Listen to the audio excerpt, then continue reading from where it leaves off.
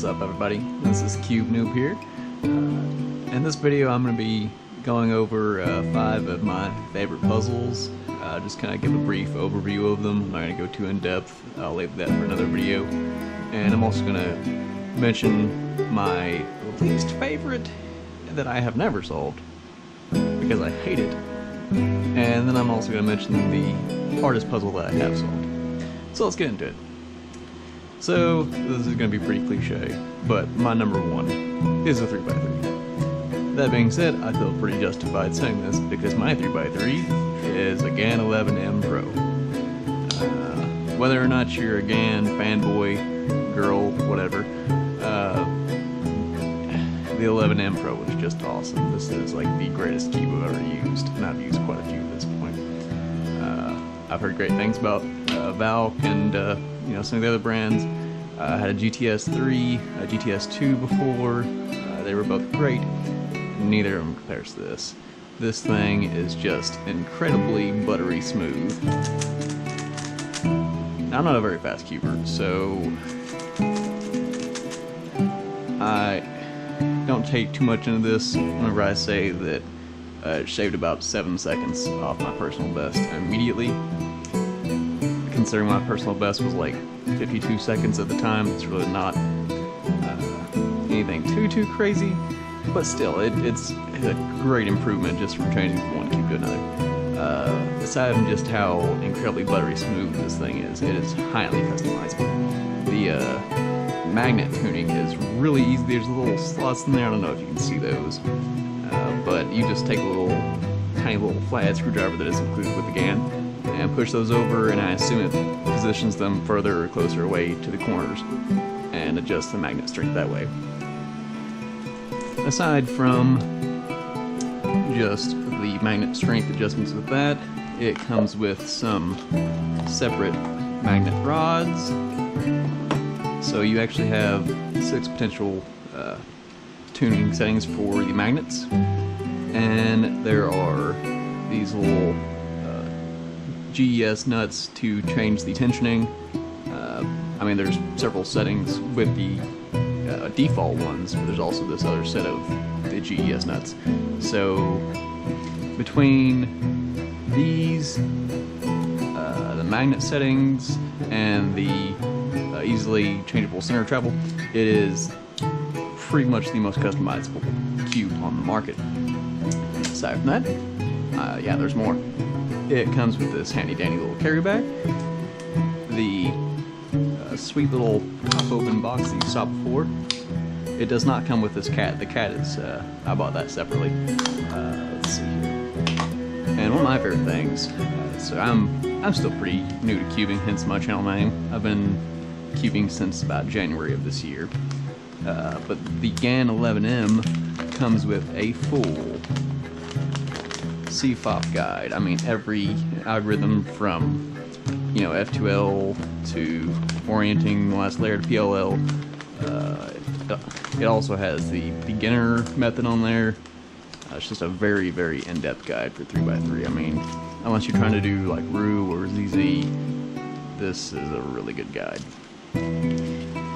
So, moving on to our next puzzle, and again, kind of basic, forgive me. We've got the GAN Megaminx. It turns great, don't get me wrong. That's not what impressed me most about it. After using the, I think it was the YJ Yahoo 2, whatever, I don't know, I don't honestly know all the brands of some of my less expensive puzzles, but the color contrast on this GAN Megaminx is probably, in my opinion, the best thing about it, because the difference between the greens, the difference between the blues, is very distinct. I have a hard time with my other Megaminx, some other Megaminx here. I don't know, I just have a harder time sometimes seeing the difference between the colors when I'm actually trying to solve it. And again, it is pretty, it turns really well. Moving on to number 3. Still pretty basic as far as shape mods go. but this is my mirror 3x3. I don't even know what brand this 3x3 mirror cube is. It's okay. I want to get a better version of it, but just the puzzle itself, the actual concept of this puzzle is just so much fun. I mean, it looks crazy. Anyone that's into cubing has probably seen these by now, but even just a little bit scrambled, they just look crazy, you know? Really fun to solve. Definitely a step up in difficulty from the regular 3x3, but not so hard that you would need an additional guide or anything to solve it. You just have to think about it, dimensionally rather than by color. Number 4. So this, I don't even know if I can call this a 3x3. It's more of a puzzle device. This is the XMARS robotic cube. It is fully digital as far as the colors go. It has some really interesting modes. It's got 3x3, it's got a 2x2, it's got a cross mode where it's just the edges and the centers. It's got one where it takes the centers out. And the main reason I actually bought this thing is because I want to learn how to do blind solves, and I'm not even close to being there yet, so don't ask me to do it right now. But it's got a really good way to segue into blind solves, where it's got this half blind mode. So I'm not going to try and actually do that right now, but I'll show you what I mean by that. So every other turn, it's going to show up the colors on everything except for just the center colors itself. Pretty cool. And I'll show one other thing about this cube real quick. The most frustrating thing about this puzzle is trying to find the power button. If you don't already have it on, it's on the yellow face, but if it's not already on, you don't know what the yellow face is. So it can be kind of hard to actually turn this puzzle on. So let's see.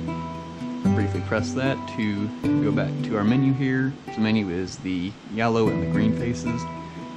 So let's see. One really cool feature about this puzzle, it's actually got a kind of a training mode. I don't really think it would be the greatest for actually just teaching someone how to solve Rubik's Cube, but it'll like kind of spin around on the digital face and show you like where it wants you to turn it for each step. Kind of neat, but again, I think you're better off just getting a regular 3x3, solving one of those.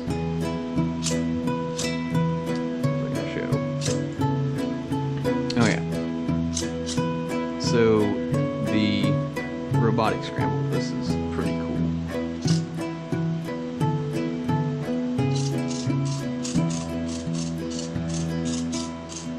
Pretty neat.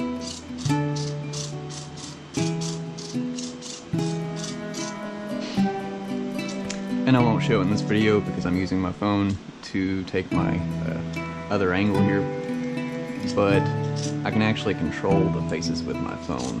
You don't have to have an app to use this cube, but it can be pretty fun if you do connect to the app. So that's enough about the XMARS. Let's move on to number 5.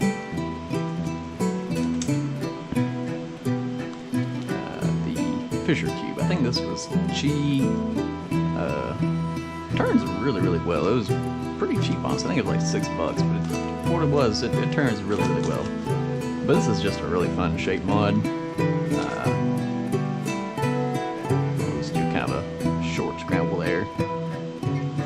But I like this because it really makes you think about the regular 3x3 algorithms a lot. Let's see. Of course, it's a super cube, so the centers can flip.